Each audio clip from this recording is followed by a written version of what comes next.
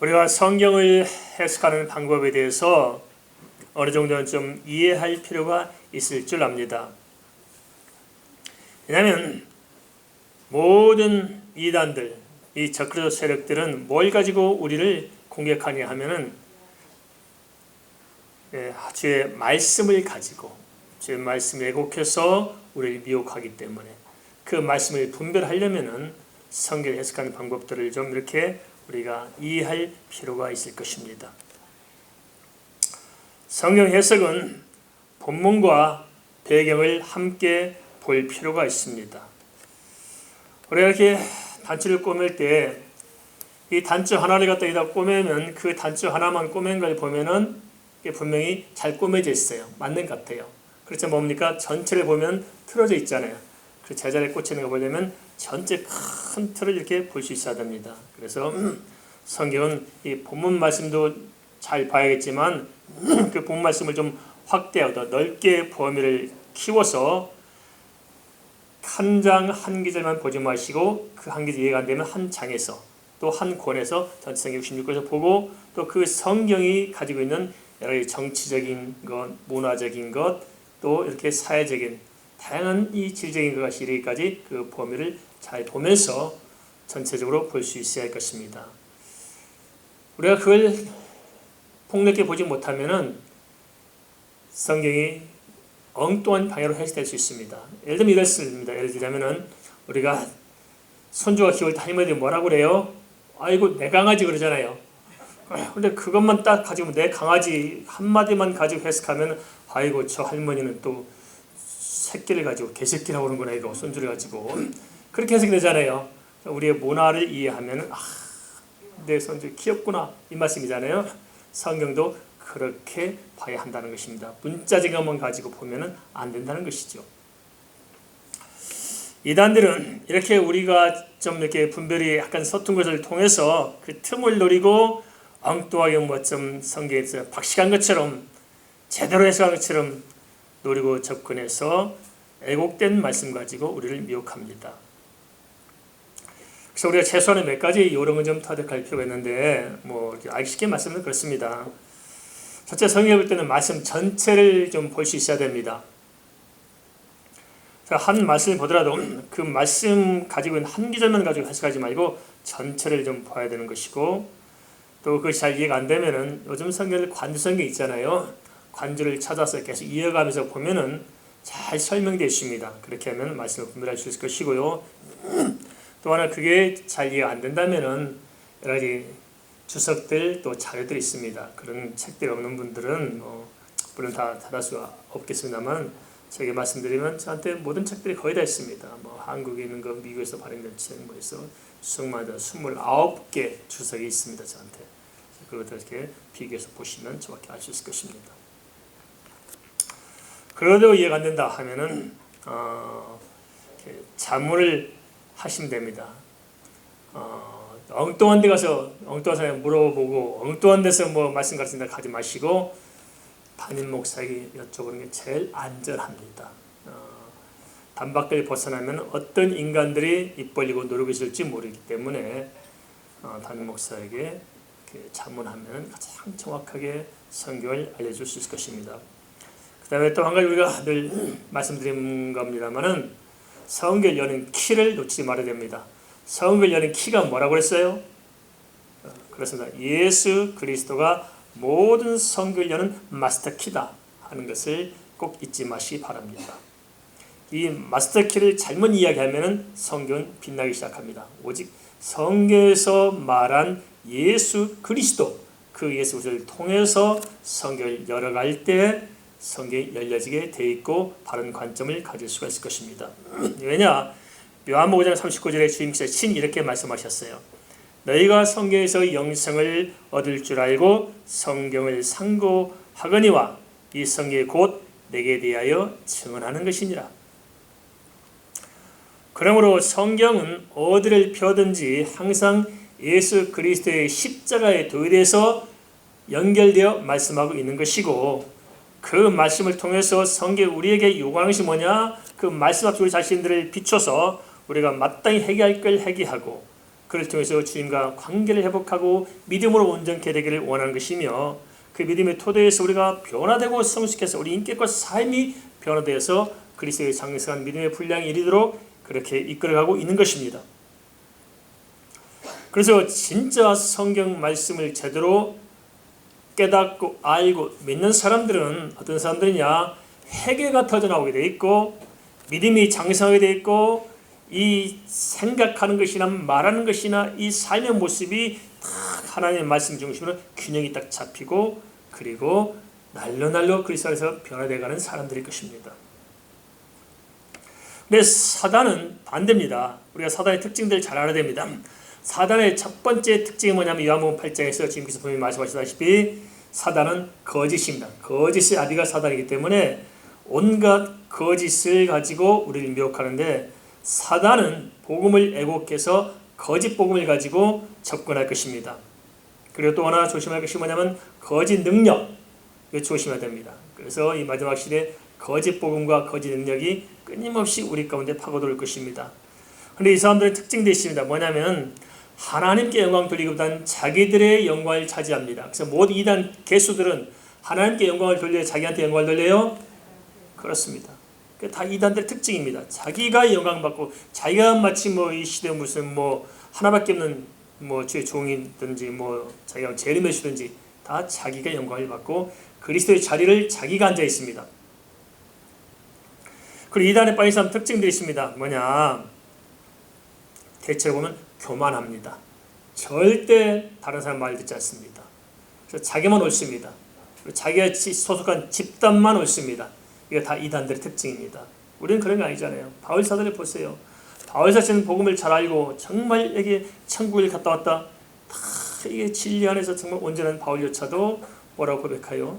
내가 그리스도를 아는 지식을 향하여 모든 것을 배설물같이 여기노라. 다 포기하고 그리스도를 알게 애쓰고 다 얻었다함도 아니요 이뤘다함도 아니요 퍼들랭이 달려가노라. 정말 내가 얼마나 죄성이 가득한 인간인지 내 자신을 통탄하면서 정말 십자가 앞에 무릎 꿇고 살아가는 모습이 보이는데, 이단에 빠진 사람들 한번 대화해 본 적이 있으시죠? 말이 통하던가요? 절대 안 통해요. 자기들이 성경을 다 알고 자기들이 완벽하게 하나님 코앞에 앉아있는 사람들처럼 그렇게 말하지 않습니까? 말이 안 통할 거예요. 그리고 그 사람들은 끊임없이 미혹합니다. 모든 이단들의 특징은 절대 거룩함이나 경건함이나 성화나 이것과는 거리가 멉니다. 왜냐? 이단은 본질적으로 거짓이기 때문에 그들은 거룩함이나 진리 대신에 모략을 주장하는 모략. 그래서 모든 거짓말을 모략으로 포장합니다. 특별히 신천지는 모략을 가르칩니다. 거짓말하는 방법까지 가르쳐줍니다. 그리고 자기들의 어떤 불합리한 다 나오면 거짓말로 포장해서 또 그 모습을 교회에 뒤집어 씌웁니다. 아주 치밀한 모략. 사실상 자기들 모략 이야기지만 그 안은 거짓입니다. 이마에부터 거짓말하고 그 안에 사람 다 거짓으로 뭉쳐져 있고 그 배에 악한 살이 다 붙들고 있기 때문에 그런지도 모르고 그렇게 가고 있는 것입니다. 이런 점을 우리가 감안하면서 계시록의 해석에 대해서 특별히 또 몇 가지 방법을 좀 이해할 필요가 있습니다. 계시록은 과거주의 해석 방법이 있었습니다. 과거주의는 뭐냐면 계시록에 기록된 내용들은 1세기 때 소적에 있던 그 당시의 일들을 기록한 것이라고 주장하는 것이 바로 과거주의 해석이고, 두 번째는 미래주의 해석이 있습니다. 이게 뭐냐면 예수님이 재림하는 임박한 그때 상황에 근처에 인접한 시대에 대해서 쓴 것이라고 이렇게 주장합니다.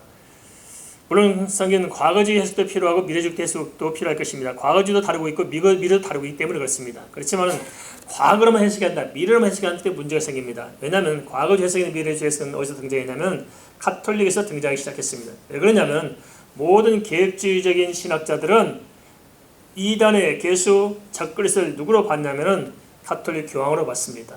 그리고 로마의 황제들도 적그리스도이지만 또한 복음을 이격하는 가톨릭 교황을 아주 적그리스도로 그렇게 규정했기 때문에 너희들이 몰라서 그런 소리다, 아니다 하면서 주 당시 1세기 때 있었기 때문에 가톨릭은 500년대 교황제도 생겼거든요. 그러니까 교황과는 상관없다. 또 마지막 때는 교황이든 이야기 아니다 해서 그런 것을 무너뜨리고 자기의 정당성을 확보하기 위해서 만들어낸 것이 과거주의 해석, 미래주의 해석입니다만은 성경은 과거도 이야기하고 있고 물론 미래도 이야기하고 있습니다.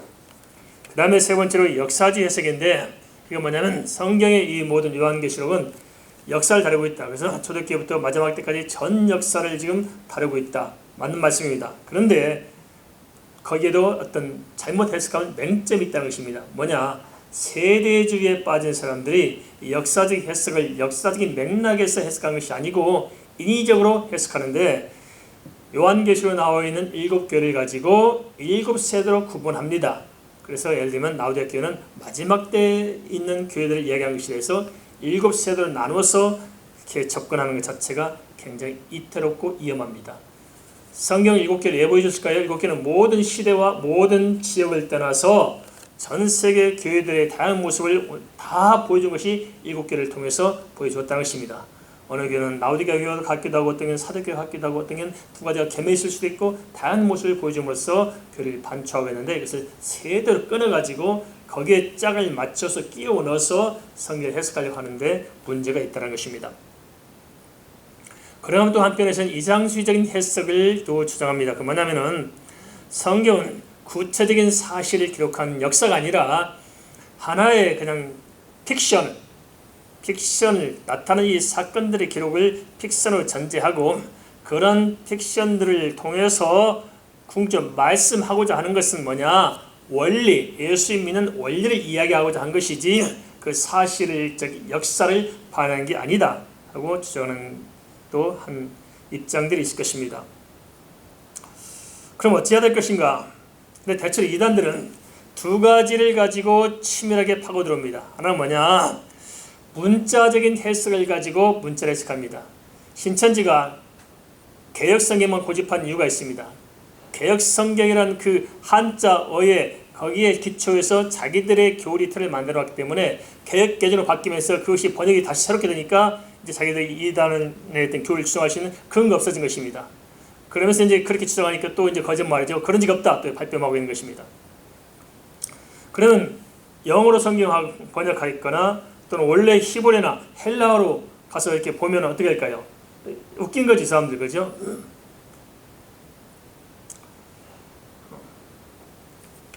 그러던 한편에서도 킹 제임스 버전만 읽어야 구원받는다 주장하는 인간들도 있습니다. 그럼 킹 제임스 버전 이전에 헬라어 히브리어 가지고 성경 읽으면 구원 못 받아요? 웃긴 소리들 하고 있는 겁니다, 사람들이. 또 한편은 영적인 해석을 고집하는 사람도 있습니다. 영적 해석만. 그래서 영적 해석을 통해서 뭐 신비적으로 해석하고 무슨 뭐 또 이렇게 실상을 찾고 이따위로 하는 것입니다. 그래서 한편은 문자에 집착해서 문자만 가지고 그 기록된 문자만 보려고 하는 경향. 나는 그걸 다 문자에서 말하고자 하는 기록된 것을 사실 관계없이 그냥 자기들 원하는 방향으로 그냥 자기들 마음에 내킨 대로 해석하는 그런 경향들. 이것들이 다 이단들이 쓰는 방법입니다. 그러면서 자기들의 교리에 짜맞춰서 그 정당성을 가지고 교조하는 것들, 이것이 바로 이단들이 내세운 교리입니다. 우리 어떻게 하느냐 그러면 다양한 해석적 입장을 절충적으로 포괄적으로 봐야 된다.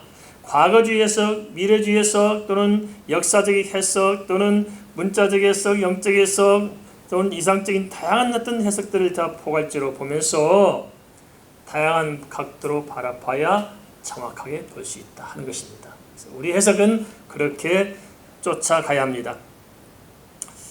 계시록이 특별히 이단이 많다고 그랬죠. 왜 계시록 가지고 이단들이 이렇게 희롱을 할까요? 그래서 뭐냐면 성도들이 주로 계시록을 이해하기 어려워요. 왜냐하면 상징적인 것이 워낙 많기 때문에, 또 시대가 다르기 때문에, 또 하늘의 이야기를 또 이야기하고 있기 때문에 좀 이해하기 어려운 거예요. 그러니까 자기들이 그 계시를 가지고 성도를 미혹하는 경우가 참 많습니다. 그러기에 우리 속지 마시기 바랍니다. 계시록은 그래서 1장에서 5장까지가 중요합니다.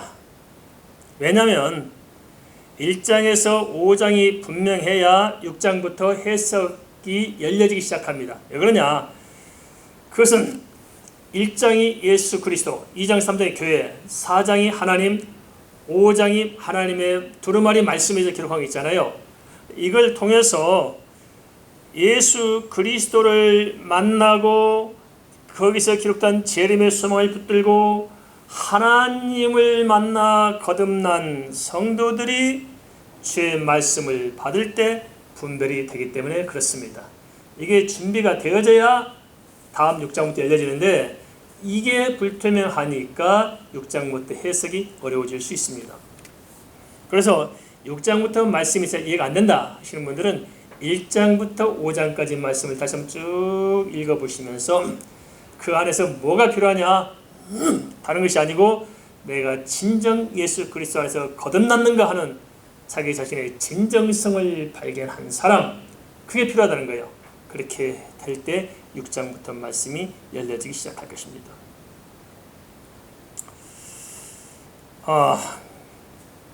계시록은 크게 보면 두 가지 장면들을 연속적으로 서로 교차해서 보여주고 있습니다. 하나는 뭐냐면 이 땅의 모습을 보여주고 있습니다. 이 땅의 모습 뭐가 있어요? 환란이 있고 여러 가지 많은 시험이 있고 여러 가지 많은 참 힘든 일들이 이 땅에 쭉 기록되어 있습니다. 이걸 쭉 기록하면서 반면에 또 뭘 보여주니까 하늘의 영광을 다 보여주고 있습니다. 그래서 이 하늘의 모습과 땅의 모습을 서로 교차해 가면서 쭉 나열해서 보여주고 있습니다. 왜 그럴까요? 그것은 바로 요한계시록에 씌어진 목적과도 밀접합니다.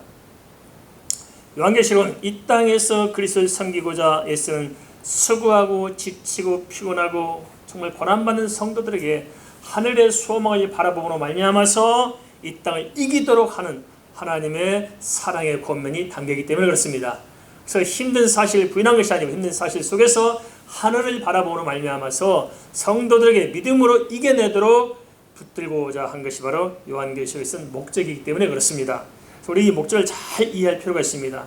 괜히 요한계시록 가지고 그냥 겁이나 주고 있고 뭐하면서 뭐 이렇게 혼란스럽게 만들면서 괜히 이렇게 이상적으로 몰아가는 것들, 이건 다 본질적인 기본적인 입장 자체를 이해하지 못하기 때문에 그럴 것입니다.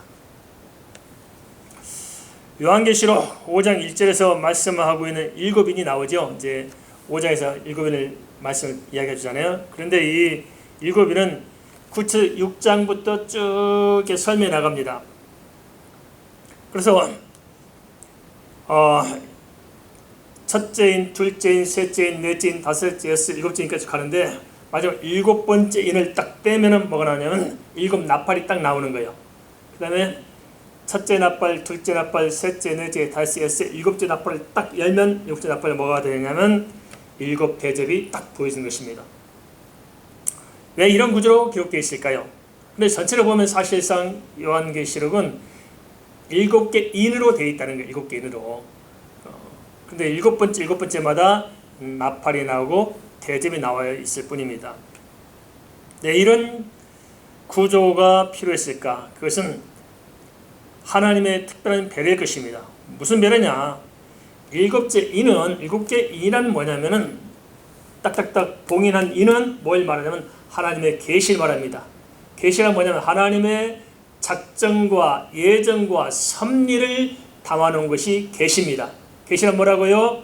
하나님의 작정, 예정, 섭리가 담겨있는 것이 바로 계시다. 이 계시를 딱 담아놓은 게 7개 인입니다. 그래서 이는 뭘 상징하냐면 바로 하나님의 계시를 말씀하고 있다. 그래서 그것을 7째 인을 딱 보면 하나님 어떤 계획을 가지고 인류를 경영하실 것인가 하는 것에 대해서 우리가 이해하도록 되어 있다는 것입니다. 그러면 나팔은 뭐냐?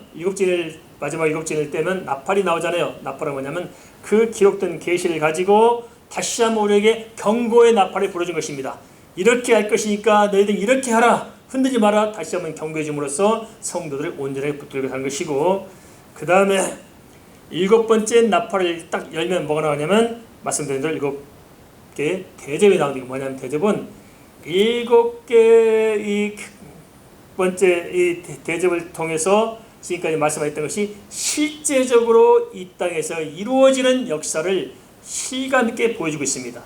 그래서 하나님의 모든 언약이 성취되는 것을 바로 대접에서 보여주고 있다는 것입니다. 그래서 총괄적인 계시는 말씀드린 대로 7개인데 마지막 7번째인 이는 경고의 7 나팔이 나오고 경고 7번째 나팔을 불면 마지막 7 대접에 심판이 나오도록 해서 삼중적으로 3번, 2번, 3번 이렇게 해서 우리에게 말씀의 계시를 열어주고 있다. 왜 그럴까요? 그렇게 해서 흔들리지 않고 우리에게 바로 세우고자 하는 하나님의 섬세하고 깊이 있는 배려가 이 안에 감춰져 있을 것입니다.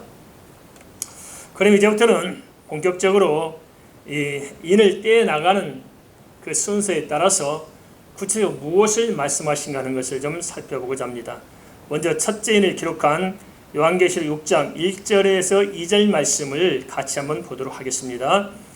내가 봄에 어린 양이 7인 중에 하나를 떼시는데 그때 내가 들으니 내 생물 중 하나가 우레소리같이 말하되 오라 하기로 이에 내가 보니 흰 말이 있는데 그 탄자가 활을 가졌고 면류관을 받고 나가서 이기고 또 이기려고 하더라. 내 생물은 요한계시록 4장 6절에 나와 있죠. 요한계시록 6장 4절에 내 생물이 여기서부터 등장하기 시작하죠. 한 생물씩 차로 등장하는데 이 수종들은 네 천사가 이제 하나가 첫 번째를 딱 떼는데 거기에 어떤 장면이 등장하고 있습니까? 하나 딱 떼니까 우레소리 큰 소리가 들리죠. 그래서 딱 보니까 뭐냐면 그 우레소리가 이리 오라 그러잖아요. 그래서 봤더니 흰 말이 나타난 겁니다. 흰 말을 딱 보니까 흰 말 위에 탄 사람이 딱 하나 나타나는데 그가 면류관을 받고 나가서 막 이기려고 싸우면서 막 이기려고 하는 모습을 착 이렇게 보여주는 거예요. 이게 첫째 인의 모습입니다. 첫째 인에는 누가 나타났어요? 흰말 탄자가 나타났죠. 흰말 탄자가 딱 나타난 겁니다. 그런데 이 흰말 탄자가 누구냐 해석이 참 중요합니다. 흰말 탄자가 누구냐? 그래서 지금까지 전통적인 해석은 이 흰말 탄자는 예수 그리스도요. 또 예수 그리스도를 중심으로 한 복음의 확산이라고 해석해왔던 것이 지금까지 전통적인 견해였습니다. 그런데 저는 여기에 반론을 제기하고 싶습니다. 왜냐? 전통적으로 이 흰말 탄자를 예수 그리스도로 이야기했던 근거는 뭐냐면은 거기에 면류관을 받았다는 구절입니다. 면류관을 받고 나가서 이기고 또 이기려 하더라. 그러니까 이기고 이길 수 있는 사람은 그리스도고 면류관 받은 자는 그리스도다. 그래서 흰말 탄자는 그리스도다. 그래서 그리스도를 이야기한 것은 바로 복음 확산을 이야기하고 있다. 이게 전통적인 이야기입니다만은 이게 해석상 오류가 있다. 무엇이 해석 오류냐? 면류관을 받았다는 구절을 다시 한번 잘 살펴보시기 바랍니다. 우리 한 가지 생각해 봅시다. 면류관을 우리가 예수님께 드리는 거요. 예수님께서 우리에게 주셔야 돼요. 예수님 우리에게 주시죠. 예수님 면류관이 필요할까요? 필요하지 않을까요? 예수님 하나님이시잖아요. 하나님 무슨 면류관이 필요하겠어요? 하나님이신데. 면류관은 상을 받는 거죠. 상을 누가 줘요? 우리가 주님께 줘요. 주님께서 우리에게 주셔야 돼요. 주님께서 우리에게 주시는 거예요. 그럼 면류관을 받았다는 것은 주님이 말하는 게 아니에요. 주님은 이미 면류관을 받기 이전에 이미 하나님이세요. 받을 이유가 없는 거예요.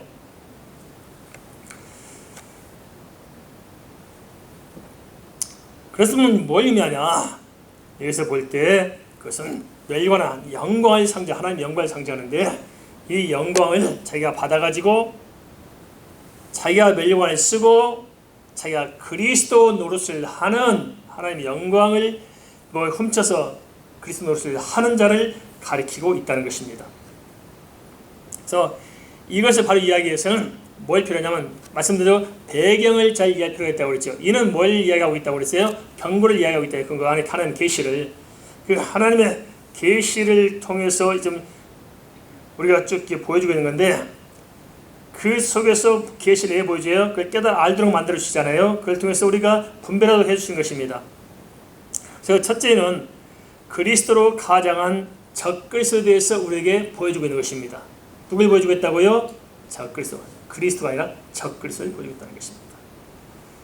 그래서 마지막 시대 이 적그리스도가 발악을 할 것입니다. 그 자가 뭐예요? 백마를 타요. 백마 타는 무슨 말일까? 거룩하게 백마 하얀 것처럼 거룩한 것처럼 하얀 말 타고 면류관을 다 뒤집어 쓰고 이것이 바로 광명의 천사입니다. 알겠습니까? 광명의 천사를 말하고 있습니다. 이렇게 해서 적그리스도 세력들이 이렇게 등장한다.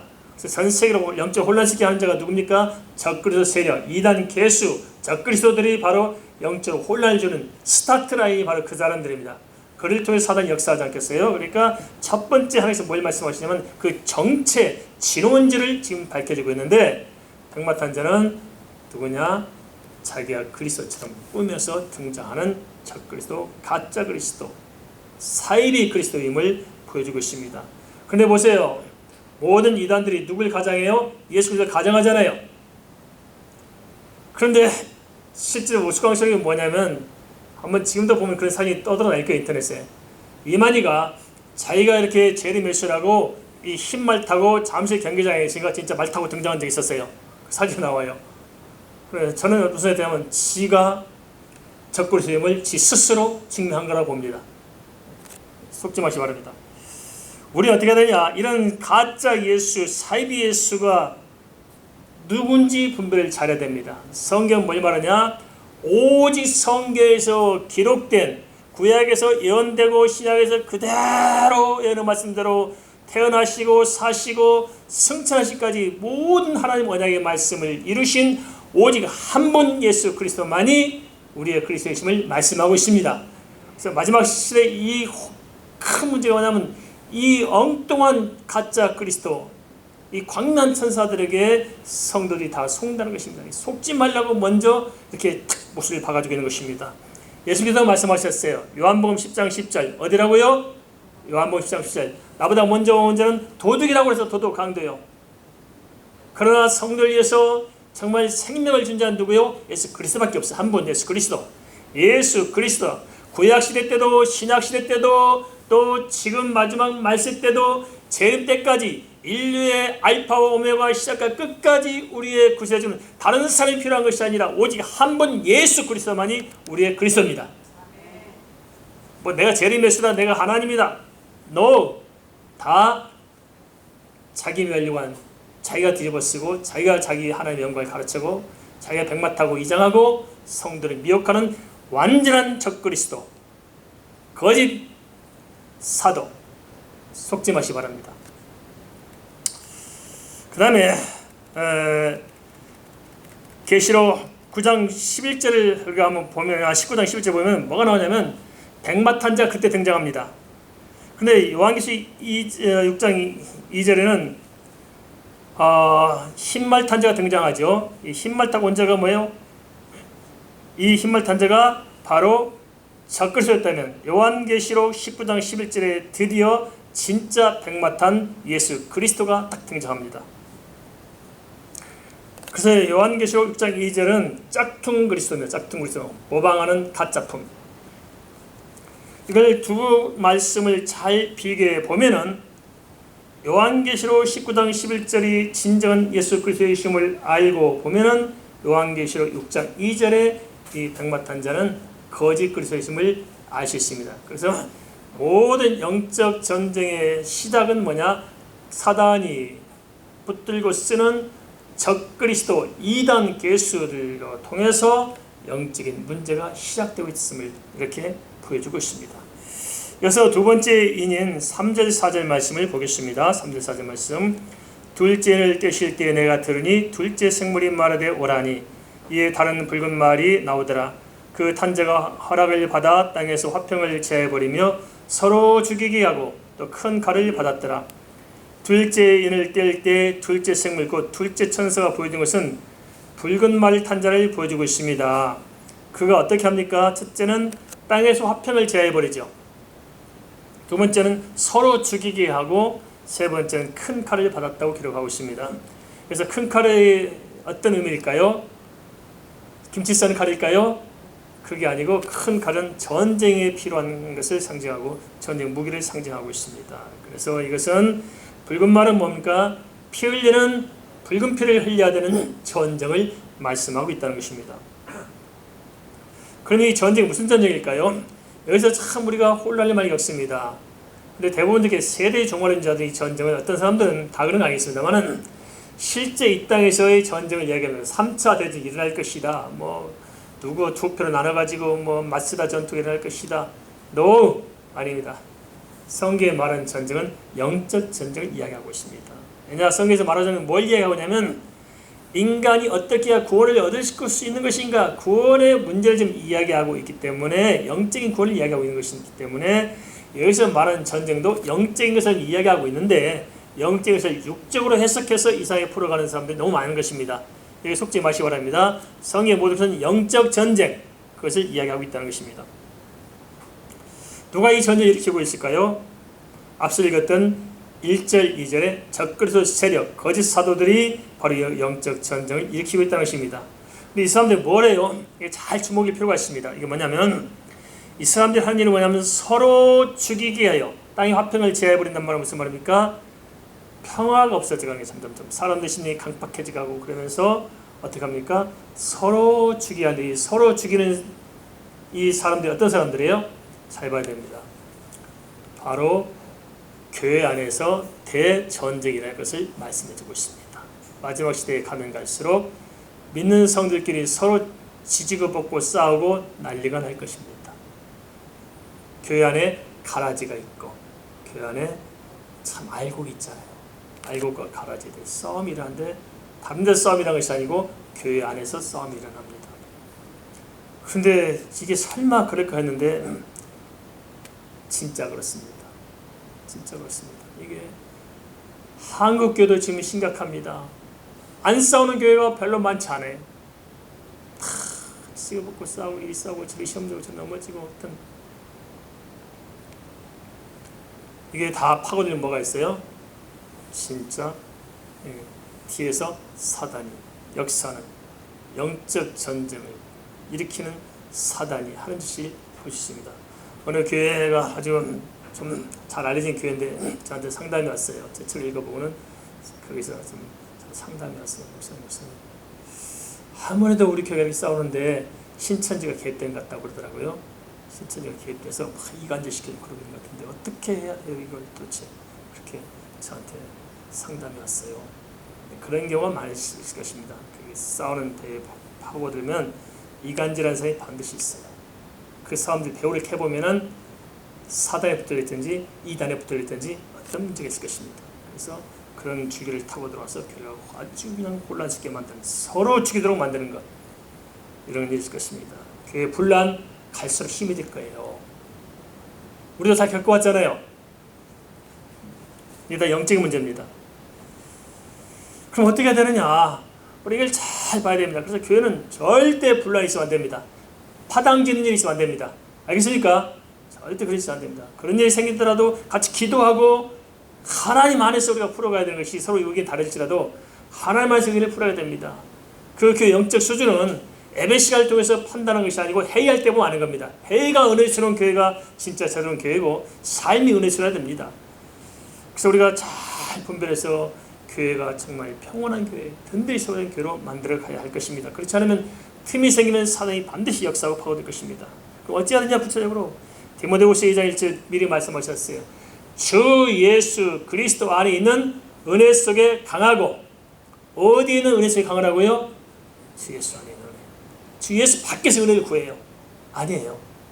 주 예수 밖에 있는 은혜가 아니고 주 예수 안에 은혜, 신령한 은혜, 그 은혜 안에서만 우리가 강해질 수 있고 그 은혜로 충만한 사람이 영적 전쟁에서 승리할 수가 있을 것입니다. 우리 힘으로 되어진 것이 아니라 은혜로 되어집니다. 구원도 은혜요, 삶도 은혜요, 모든 것은 주의 은혜로 되어지기 때문에 우리가 마지막 시대에 가면 갈수록 예수 그리스도 안에 은혜 가운데서 충만해야 승리할 수 있는 것입니다. 이어서 셋째를 언급한 5절 6절 말씀을 보겠습니다. 셋째를 떼실 때 내가 들으니 셋째 생물이 마르되 오라 하기로 내가 보니 검은 말이 나오는데 그 탄 자가 손에 저울을 가졌더라. 내가 내 생물 사이로부터 나는 듯한 음성을 들으니 이르되 한 데나리온의 밀 한 대요, 한 데나리온의 불이 석 대로다. 또 감람류와 포도주는 해치지 말라 하더라. 세 번째는 뭘 말하고 있냐면 식량의 품귀 현상을 말해주고 있습니다. 저울은 사실성 이야기다. 이게 그냥 한 이야기예요. 사실적으로 달아보니까 그렇더라. 이대로 따져보면 대략 한 8배 정도의 인플레이션을 이야기하고 있는 것 같습니다. 심각한 식량의 품귀 현상을 통해서 뭘 말하냐? 영적 기근을 이야기해주고 있다는 것입니다. 뭘 이야기한다고요? 네, 그렇습니다. 영적 기근을 말해주고 있습니다. 그러기에 아모스 8장 11절 말씀에 말씀의 기간을 이야기하고 있습니다. 우리가 식량이 없어 주림이 아니요 하나님의 말씀을 듣지 못하는 기간이 가면 갈수록 심각해져 갈 거예요. 복음을 듣기가 쉽지 않다는 것입니다. 그럼 우리는 이상한 생각을 할 수 있습니다. 왜냐? 지금 이 시대가 가면 갈수록 얼마나 복음이 많이 전파되고 있습니까?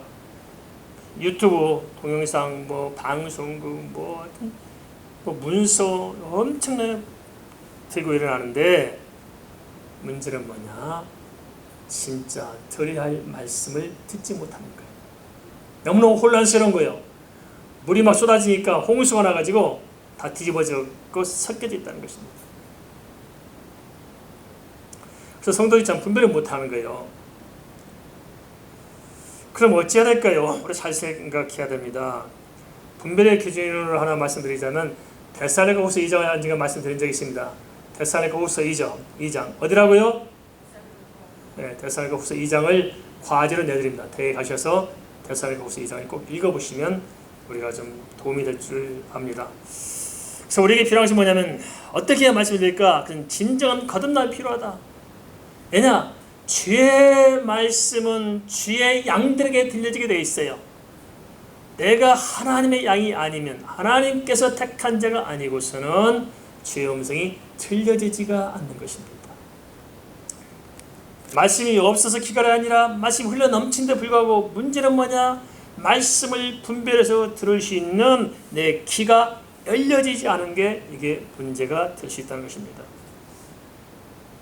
그래서 우리가 중요한 것은 진정 주의 말씀을 듣는 주의 자녀로 거듭난 사람인가 아닌가 하는 것을 생각해 보아야 됩니다.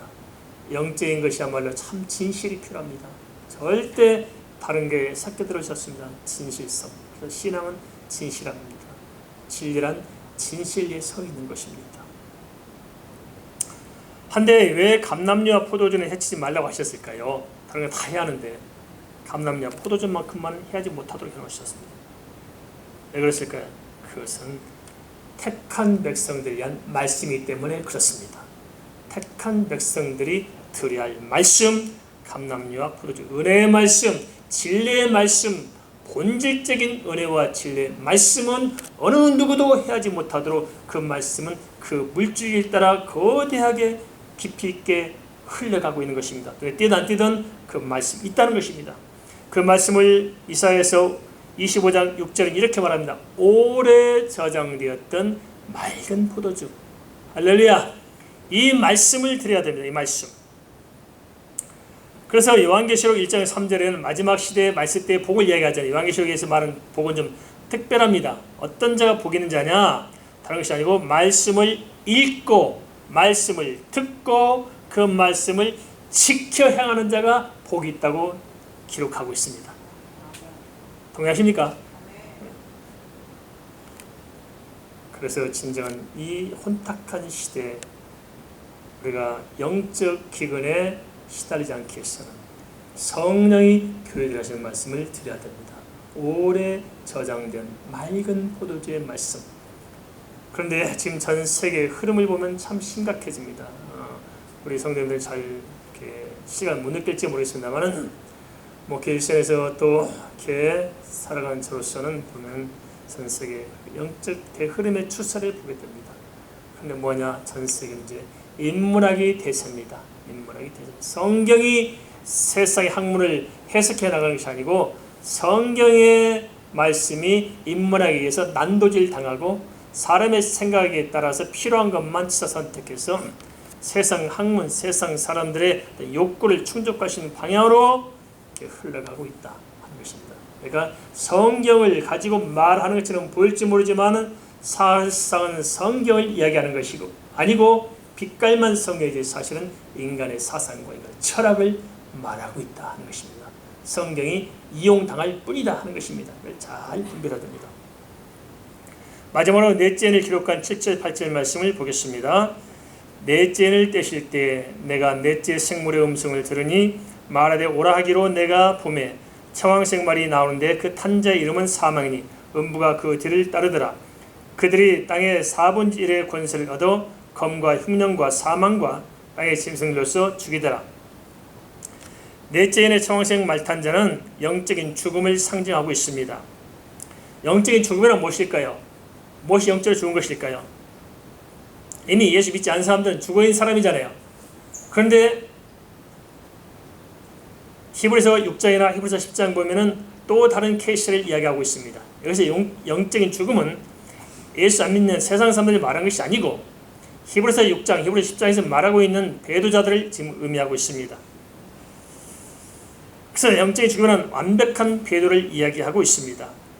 그런데 이 배도가 있을 수 있느냐? 실제 일어나고 있습니다.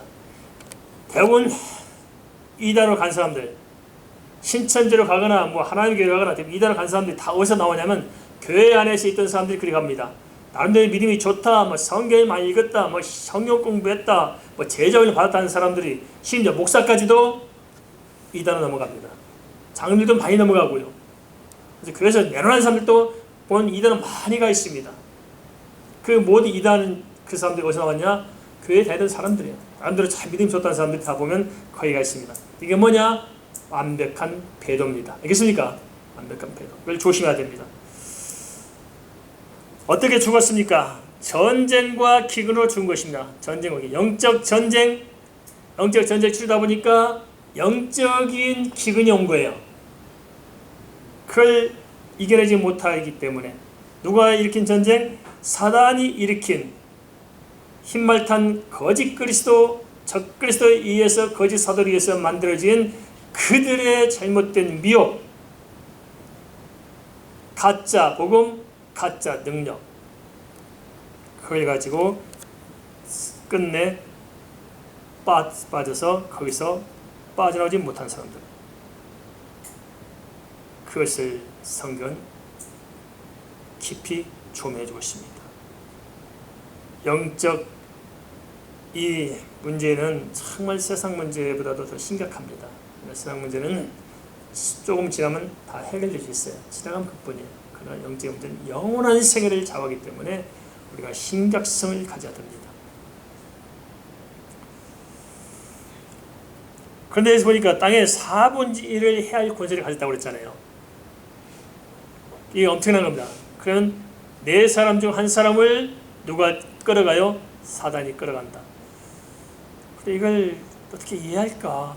가만 보니까 그게 맞는 것 같아요. 우리 한국도 뭐 기독교가 뭐 이렇게 뭐 가장 뭐 이렇게 큰 종교 집단으로 이야기하고 있는 것 같은데 사실상 뭐 이렇게 안으로 들어가 보면 카톨릭도 기독교를 하고 있고요, 이단들도 기독교를 하고 있고 다 그렇습니다.